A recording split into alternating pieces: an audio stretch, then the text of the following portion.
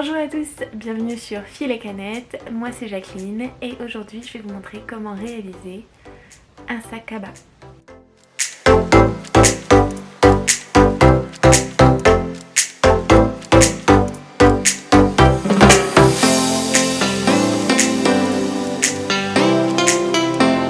Pour la sangle, vous avez le choix.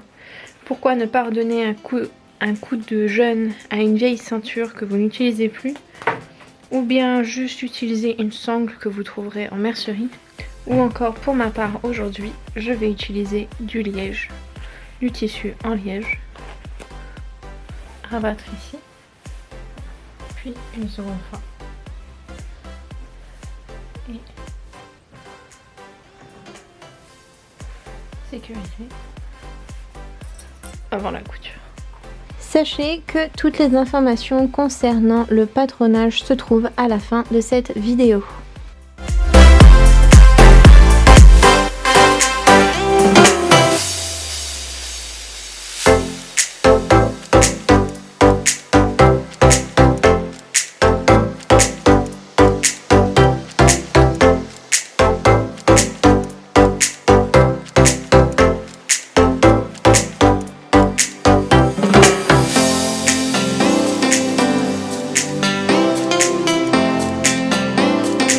N'oubliez pas de commencer par un point d'arrêt afin de sécuriser votre couture. Maintenant, c'est parti pour fermeture de l'ourlet, puis la surpiqûre.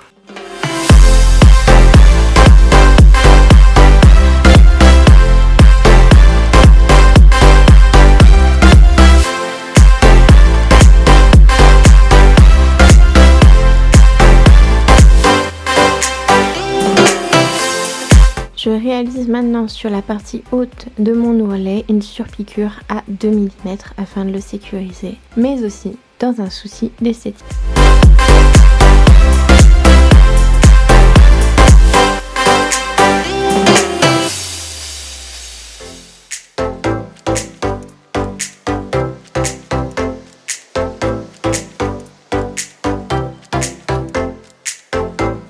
Pour les sangles, je réalise la couture 5 mm du bord de chaque côté.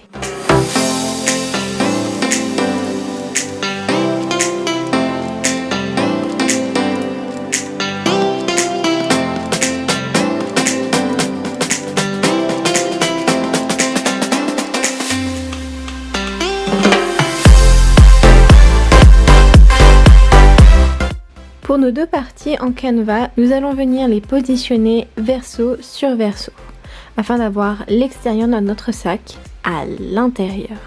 Puis nous viendrons coudre tout autour. Pour ce point, nous viendrons coudre à 2 reprises. Une première fois à 5 mm du bord en point droit, puis nous viendrons repasser ce point avec un point zigzag afin de le sécuriser et de lui donner de la fermeté.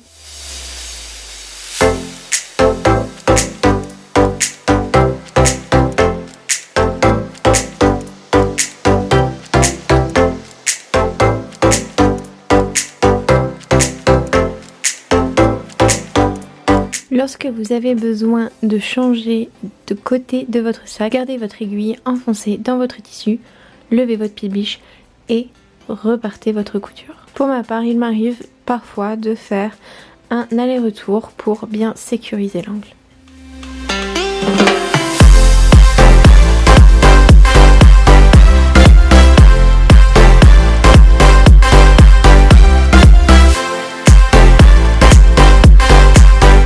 Comme vous pouvez le voir sur la vidéo, j'ouvre légèrement mon sac et je fais correspondre les coutures l'une sur l'autre.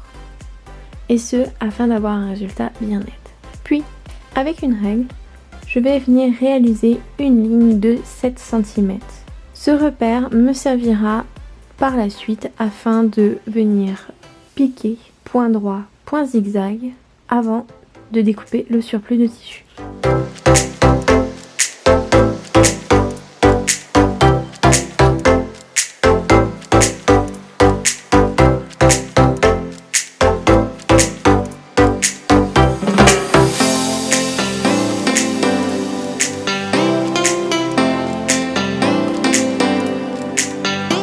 maintenant, je vais venir repasser en point zigzag sur le fil, sur le point droit que j'ai précédemment réalisé afin de sécuriser le sac.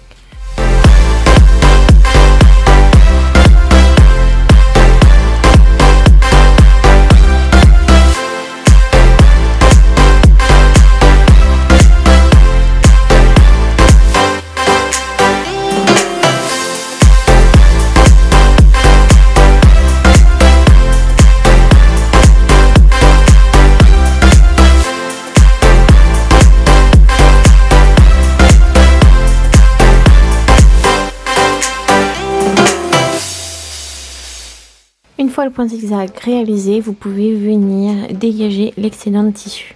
Notre sac est maintenant sur l'endroit. Nous allons donc positionner les sangles afin de rendre notre sac fonctionnel. Vous allez positionner les sangles à 7 cm à partir du bord du sac sur chaque côté. Un autre 7 cm sera laissé à compter du haut de votre ourlet. 5 cm seront dédiés pour la finition, quelque chose de libre, c'était mon choix. Et les 2 cm restants, nous viendrons créer une croix afin de sécuriser nos sangles au sac.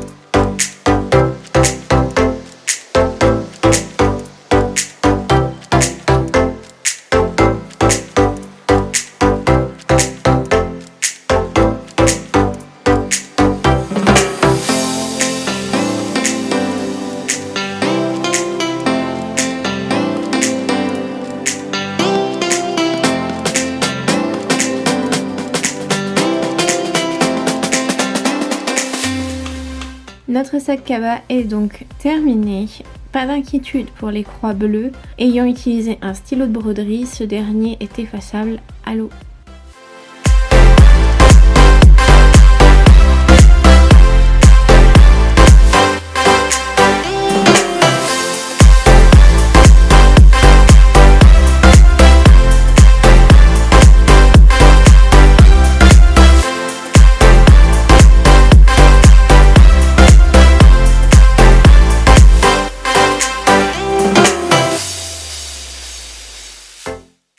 Merci beaucoup d'avoir regardé cette vidéo, j'espère que le contenu vous aura intéressé. N'hésitez pas à checker les playlists pour plus de contenu. N'oubliez pas de liker, commenter, partager et vous abonner. Et je vous dis à bientôt!